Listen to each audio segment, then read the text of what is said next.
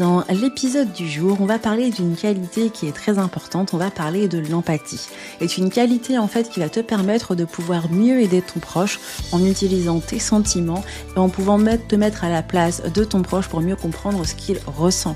Ainsi, tu verras comment adapter ton aide et faire en sorte de pouvoir être un soutien pour ton proche sans t'oublier non plus dans l'équation. Hey, bonjour à tous et bienvenue. Vous écoutez Raconte-moi ta dépression. C'est le podcast dont vous avez besoin pour gérer au mieux la vôtre et celle de votre proche. Moi, c'est Manuela et je suis coach pour dépressifs et pour proches de dépressifs. Après dépression, rechute et tout ce qui va avec, j'ai décidé de faire en sorte de pouvoir apporter aux personnes qui en souffrent directement ou indirectement je dis bien tous les conseils que j'aurais aimé avoir pour mieux gérer la mienne. D'ailleurs, n'écoute surtout pas la voix de la dépression et ne pense même pas un seul instant que tu ne puisses pas t'en sortir. Vois cet épisode comme une conversation chaleureuse avec une amie qui n'a qu'une seule envie, t'aider face à ta dépression. Tu es perdu, tu ne sais plus comment faire, la dépression de ton proche commence à te dépasser, et bien toi aussi, tu es au bon endroit. Je te proposerai, cher proche, des conseils concrets pour l'entourage des dépressifs afin d'être une aide réelle et non une aide destructrice. Chaque mercredi pour les proches des dépressifs et chaque vendredi pour les dépressifs, ici, je te partage tous les conseils dont tu as besoin pour retrouver joie, motivation et savoir-faire. Alors, tu t'installes confortablement, tu prends une petite boisson chaude et un plaid, ou alors tu augmentes le son dans ta voiture et c'est parti!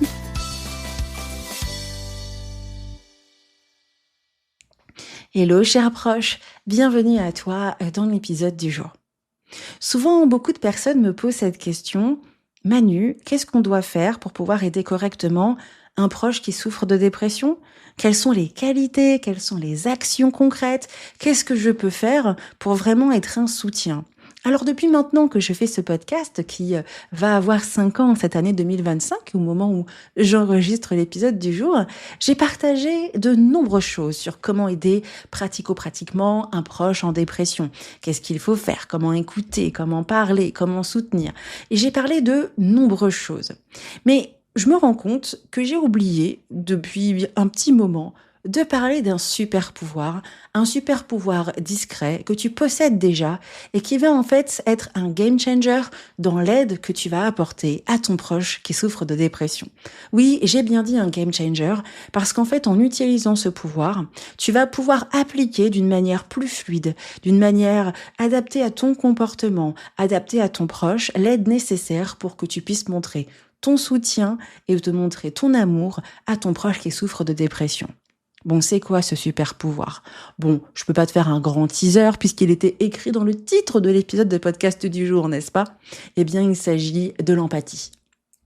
L'empathie est une merveilleuse qualité que nous avons en tant qu'humains et qui va en fait nous permettre de pouvoir apporter un soutien à une personne, même si nous ne sommes pas dans la compréhension à 100% de ce que la personne peut ressentir. En fait, accompagner quelqu'un qui est en dépression, c'est pas jouer les infirmiers.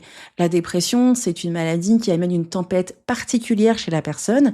Elle se sent souvent noyée, paralysée, déconnectée de absolument tout le monde, y compris ses proches et y compris toi.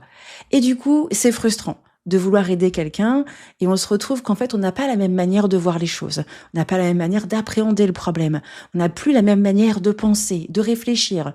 On n'a plus la même manière, en fait, de visualiser une situation. Et donc, du coup, quelquefois, avec un dépressif, on va avoir tendance à essayer de lui expliquer par A plus B comment est-ce qu'il doit voir les choses. Et le problème, c'est qu'on va essayer de changer son fonctionnement qui n'est qu'un résultat de la dépression. Alors c'est là où l'empathie peut être un allié de taille et peut devenir ta boussole pour naviguer en eau trouble sans te perdre en route dans l'accompagnement de ton proche qui est en dépression. Vraiment, l'empathie est une qualité incroyable et quand on la met en pratique, eh bien, elle aide vraiment à dépasser des choses difficiles et déstabilisantes comme la dépression parce qu'elle permet en fait d'apporter des conseils concrets, des pistes simples pour ton proche tout en restant toi-même. Parce que l'objectif ici, on tient à rappeler que quand on doit aider un dépressif, voilà, on entend plein de choses, même moi-même j'ai dit plein de choses, des conseils, etc. Mais comme je le dis beaucoup dans le podcast, chaque dépression est unique et puis chaque proche est unique. C'est-à-dire que moi, Georgette, 45 ans, je vais pas régler les choses de la même manière comme moi, on va dire Bertrand qui a 25 ans. Bon, les parents qui ont appelé Bertrand à 25 ans, je pense que c'était pour le grand-père, mais en tout cas, je vais pas me perdre dans mes explications. Mais tout ce que je veux dire, c'est qu'en fait, en fonction de qui on est, de la relation que l'on a avec notre proche, de notre propre histoire, nous avons notre propre manière de réagir, notre propre éducation. De ce fait, l'empathie, si on l'utilise correctement, elle peut du coup nous permettre de rester nous-mêmes, mais d'apporter à notre proche ce dont il a besoin par rapport à ses difficultés, par rapport à son fonctionnement. Ainsi, dans l'épisode du jour, je vais te montrer comment est-ce que tu peux utiliser l'empathie pour pouvoir aider ton proche en dépression.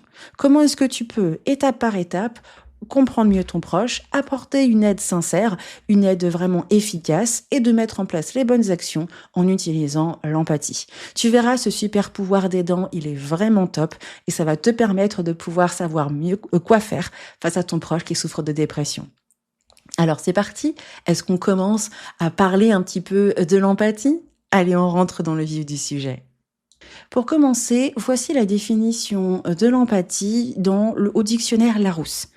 L'empathie, c'est la faculté intuitive de se mettre à la place d'autrui et de percevoir ce qu'il ressent. Pour beaucoup de personnes, l'empathie, c'est un petit peu se mettre à la place de l'autre, se mettre dans les chaussures de l'autre, se mettre en fait dans la position par rapport à l'autre. Ce qui est assez intéressant dans l'empathie, c'est que quand on explique que c'est se mettre à la place de l'autre, c'est se rendre compte que notre perception des choses, notre vision des choses est différente de la personne qu'on a en face de nous. C'est pour ça qu'on va utiliser l'empathie. En effet, quand on va se mettre dans l'empathie, c'est qu'en fait, face à nous, on est face à quelque chose qui est différent, qui n'a pas forcément de lien avec notre manière de voir les choses, notre manière de vivre la situation.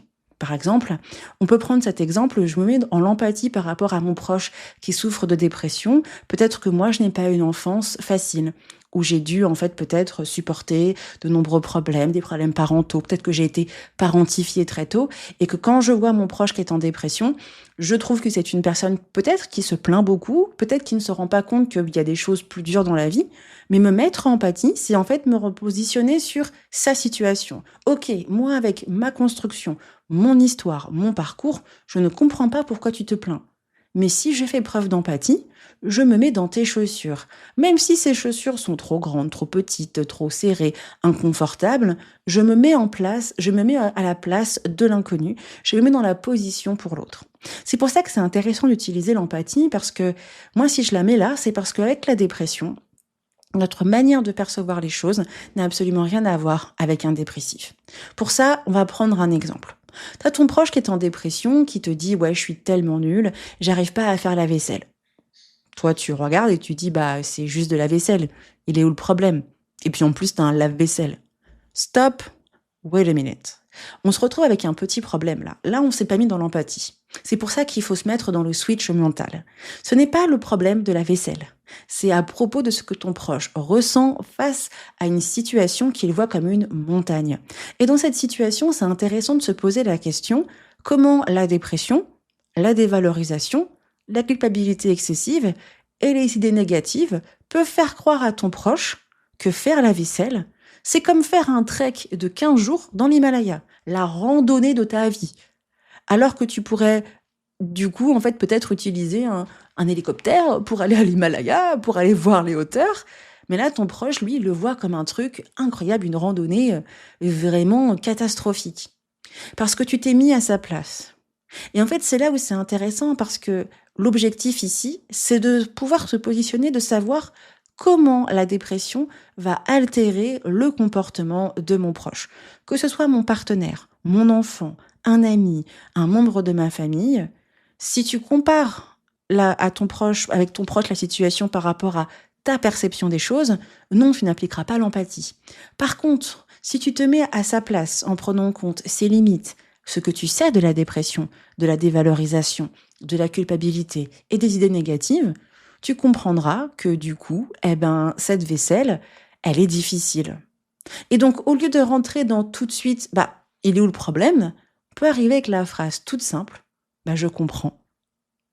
Et tu vois, c'est là où l'empathie, Ça te permet en fait de montrer à ton proche que tu es dans la compréhension. Mais tu vas aller encore plus loin parce que l'empathie, ce n'est pas juste ça. L'empathie, c'est mettre ta peine dans mon cœur, c'est-à-dire que je vais me mettre dans tes chaussures. Et à ce moment-là, peut-être que je vais me positionner sur comment est-ce que je peux te soutenir par rapport au fait que la vaisselle soit difficile pour toi. Vraiment, quand on prend l'empathie, on se rend compte que c'est plus qu'un mot, c'est une posture, une manière de voir les choses. Et ça va te permettre de sortir un peu des préjugés que l'on a sur la dépression, quand on va dire qu'un dépressif est un fainéant, qui se lève pas, etc. Et l'empathie, c'est bien de l'utiliser parce que quand on est dans les débuts de la dépression d'un proche, on comprend. Mais quand ça fait 1 an, 2 ans, 4 ans, 5 ans, 10 ans que notre proche est en dépression, au bout d'un moment, l'empathie, on n'en a plus vraiment, n'est-ce pas? Parce qu'on se rend compte que il exagère, il pourrait se bouger les fesses. Et c'est normal en fait d'avoir ce genre de pensée. Mais la réalité, c'est que l'empathie va te permettre de pouvoir appliquer l'aide que tu vas avoir à ton proche sur toute la durée, sans trop te fatiguer. Parce qu'en fait, c'est là où on arrive sur le deuxième point. Comment est-ce qu'on peut appliquer l'empathie pour ton proche en dépression? Alors, il y a un truc à savoir, c'est que l'empathie, c'est comme un muscle. En fait, elle se renforce à force d'être utilisée. Mais elle demande surtout un peu de pratique, quand on est surtout face à des choses qui sont aussi déroutantes que la dépression. La première chose qui est intéressante, c'est que la première étape pour appliquer l'empathie, c'est d'accepter une vérité qui est simple, mais très essentielle. Tu ne peux pas tout comprendre face à la dépression, et ce n'est pas grave. Je répète, tu ne peux pas tout comprendre face à la dépression, et ce n'est pas grave. En fait, la dépression, c'est pas logique. Ce n'est pas logique, je le dis haut et fort à qui veut l'entendre, la dépression, c'est quelque chose. Elle défie en fait le bon sens et ce que nous avons comme notre manière de fonctionner, notre manière de se bouger les fesses, notre manière de fonctionner. Puisque la dépression, elle va amener un dysfonctionnement majeur chez la personne. Et en fait, c'est là où l'empathie est importante parce que elle nous permet en fait de reconnaître une impuissance par rapport à la dépression. En fait, quand je me rends compte que l'empathie, c'est un muscle, eh bien, c'est que je vais du coup devoir l'appliquer au fur et à mesure sur quelque chose que je ne comprends pas. Et donc, du coup, pour que je puisse appliquer l'empathie sur quelque chose que je ne comprends pas, je vais devoir prendre le temps d'observer cette personne. Ton proche en dépression vit peut-être dans une bulle de silence, de fatigue, voire même d'irritabilité. Peut-être qu'actuellement, dans ton relation avec ton partenaire, c'est difficile. Ou ton enfant, tu ne sais pas trop si c'est du caprice ou si c'est une dépression. Des fois, on ne sait pas trop comment se positionner, on est un petit peu perdu. Mais c'est là où c'est intéressant parce que l'empathie, c'est de voir au-delà des comportements de ton proche et de comprendre les symptômes, de comprendre le fonctionnement et en fait de pouvoir voir comment la dépression va s'activer. Pour vraiment faire preuve d'empathie avec un dépressif, je dois être capable d'observer la personne et de voir comment la dépression s'applique à elle. Et parce que je vais faire preuve d'empathie, en voyant comment la dépression s'exprime, eh bien, c'est à ce moment-là que je vais pouvoir adapter mon discours, adapter mon aide, adapter mon soutien, parce qu'en fait, là, je vais être capable de voir comment est-ce que l'autre vit la situation et je vais pouvoir lui apporter le soutien que la personne a tout simplement besoin par rapport à la dépression. C'est là où c'est super intéressant parce que cette période d'observation va te permettre de voir qu'au-delà des comportements, il y a des symptômes de la dépression, il y a des comportements liés à la maladie. Et du coup, l'objectif ici, c'est que tu n'as pas non plus à les justifier, ni même à les résoudre, mais juste accepter qu'ils sont là. Et c'est ça, faire preuve d'empathie. Parce que souvent, on va avoir ce côté d'aller essayer de régler des choses, mais chaque dépressif, même si tu es un parent, se doit de travailler sa propre dépression et sa propre histoire. Alors forcément, en tant que parent, on continue à éduquer nos enfants. Il n'y a pas de souci à ce niveau-là. Mais n'empêche que quand même, il est important de ne pouvoir se rendre compte que l'observation va me permettre de comprendre le comportement de la personne que j'ai en face de moi, mais ça ne va pas permettre non plus des fois de les justifier ou de résoudre ce qui se passe. Et en fait, comme tu vas te retrouver dans une situation où tu vas observer des choses, à la fin, tu vas adapter ton discours. Alors, attention à l'empathie quand on a déjà vécu une dépression, parce que on a souvent cette phrase de je l'ai vécu, je peux aider. Personnellement, c'est quelque chose que je ne fais pas.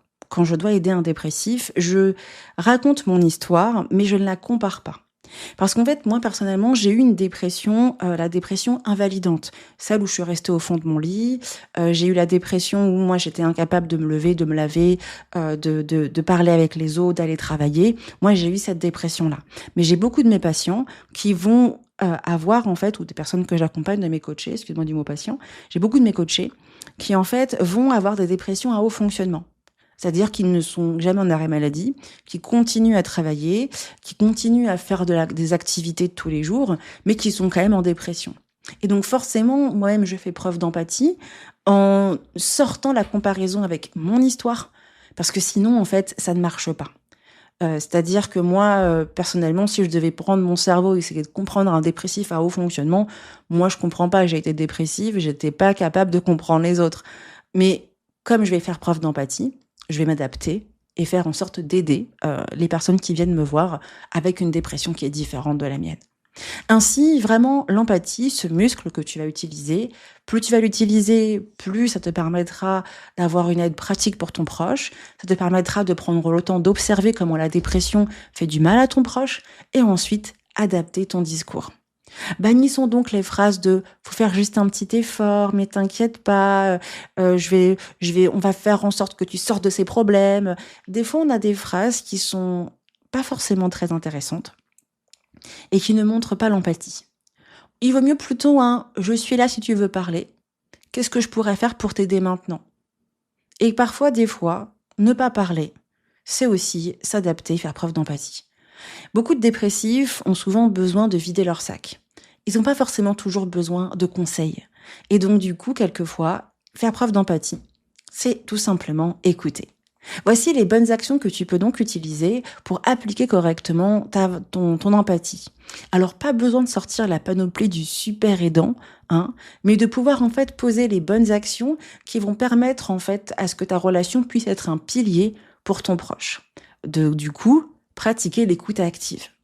Alors, je sais qu'il y a pas mal de personnes qui vont me dire, Manuela, on nous dit qu'il faut pas écouter un dépressif parce que s'il se complaît dans sa négativité, c'est pas bon.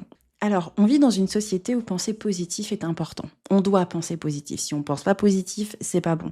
Sauf que le dépressif, lui, ne pense pas positif. Ça, c'est quelque chose qu'il faut accepter. Le dépressif, dans sa vision des choses, c'est négatif.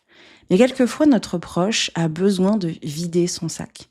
Et donc, il est important d'écouter la personne.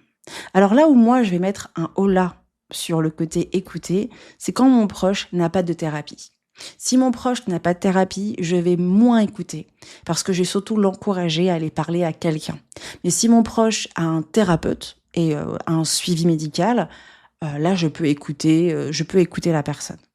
Les pièges à éviter, c'est donner des conseils non demandés, comparer à la situation ou chercher des solutions immédiates. L'écoute, en fait, c'est juste de montrer à la personne que on est présent. Il faut pas oublier qu'un dépressif n'est pas stupide. Il sait ce qu'il a à faire pour sortir de la dépression. Aussi, l'objectif de l'écoute, ce n'est pas forcément tout de suite de donner des conseils, mais c'est plutôt entendre la personne qui a peut-être besoin d'épancher ses difficultés et d'épancher tout simplement ce qu'elle ressent. Ainsi, on va réussir à trouver notre équilibre en écoutant activement, sans juger. Et pour réussir à faire que cette écoute, eh bien, elle puisse être vraiment empathique, le conseil que j'aime bien donner, c'est regarder la personne dans les yeux si c'est confortable pour elle et si c'est dans sa culture. On peut aussi reformuler ce qu'elle a dit pour montrer qu'on a compris. Donc, tu te sens débordé, c'est ça. Donc, du coup, là, actuellement, tu as plus trop confiance en ton thérapeute. Là, tu as peut-être du mal avec ton traitement. Voilà, on montre qu'on a bien compris.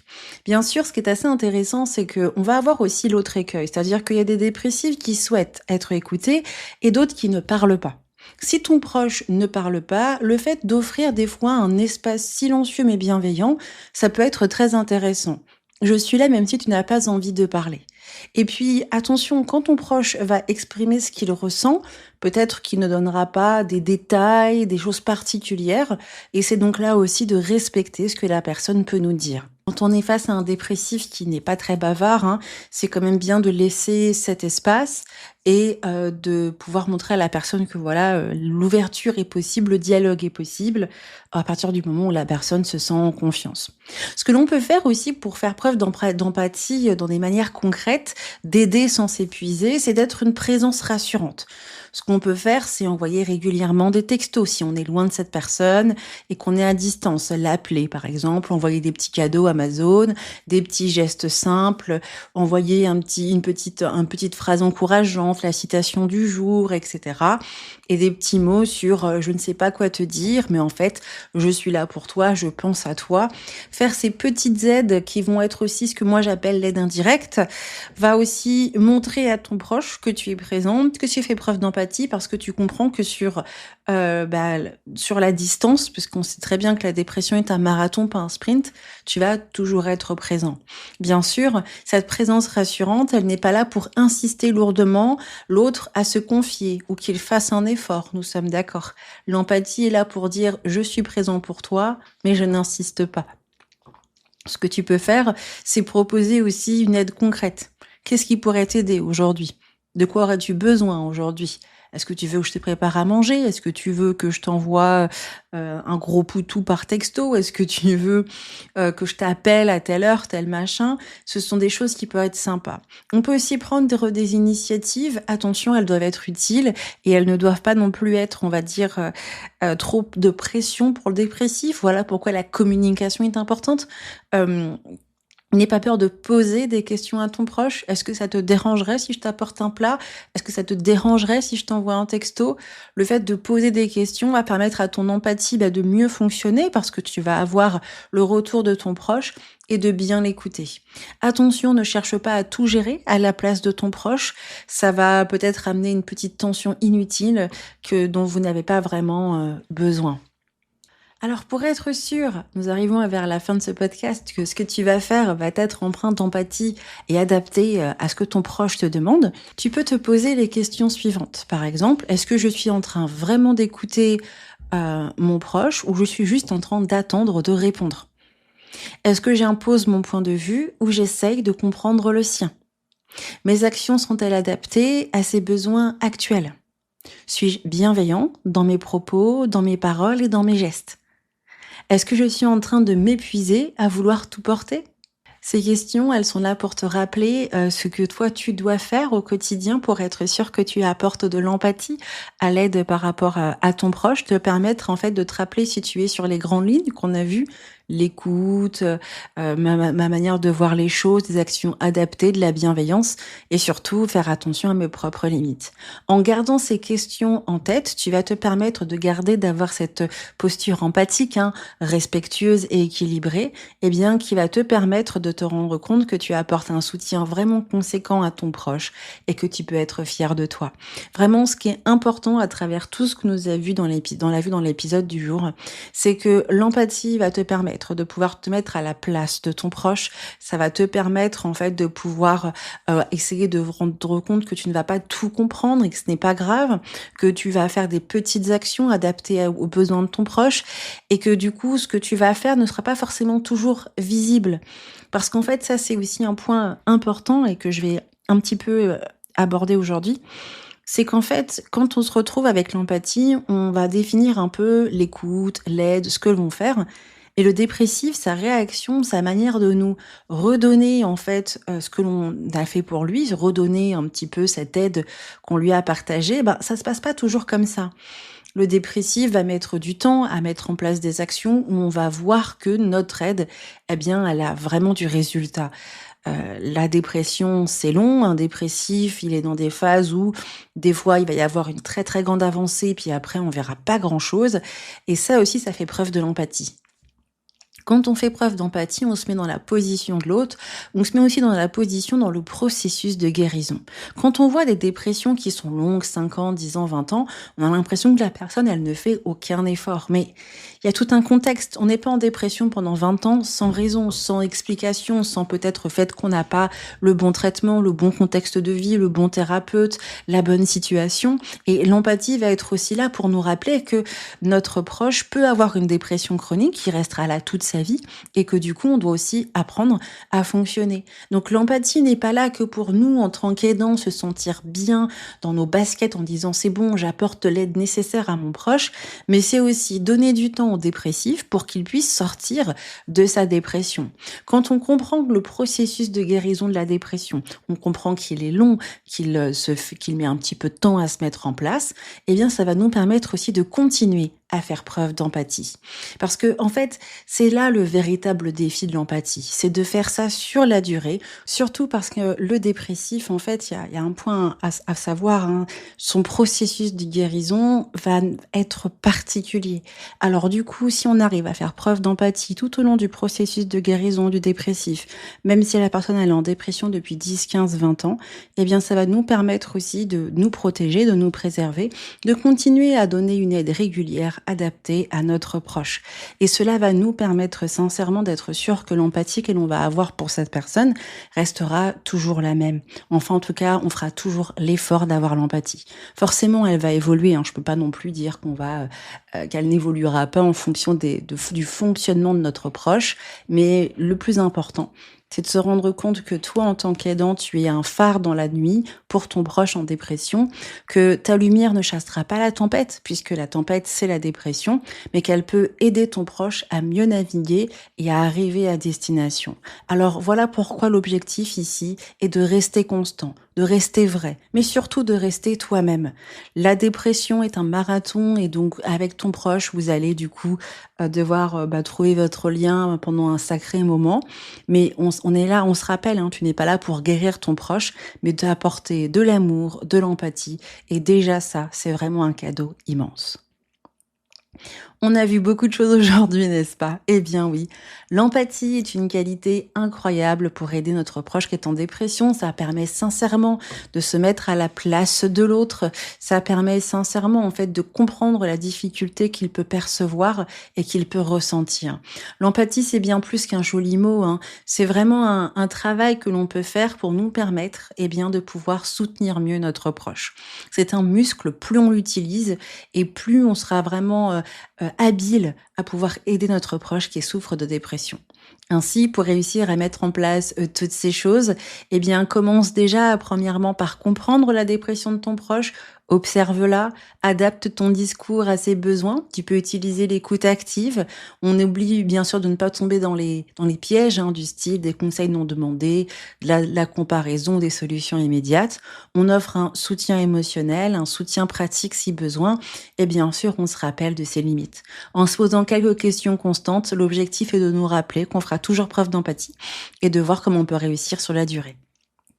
Et s'il y a un moment où j'arrive plus à faire preuve d'empathie, peut-être que c'est le moment de faire une pause parce que je suis aussi un humain fait de chair et de sang et je ne peux pas toujours être empathique à cause de plein de situations de vie.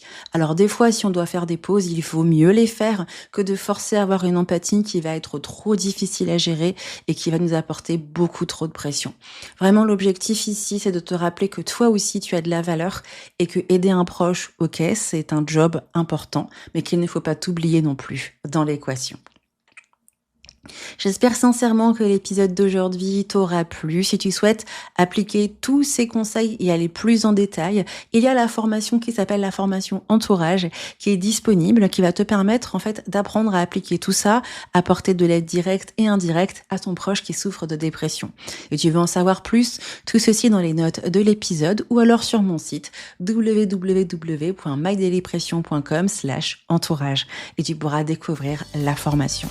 Merci à toi d'avoir écouté l'épisode de podcast jusqu'au bout. J'espère sincèrement qu'il t'a plu. Et moi, je te dis à très vite lors d'un nouvel épisode du podcast.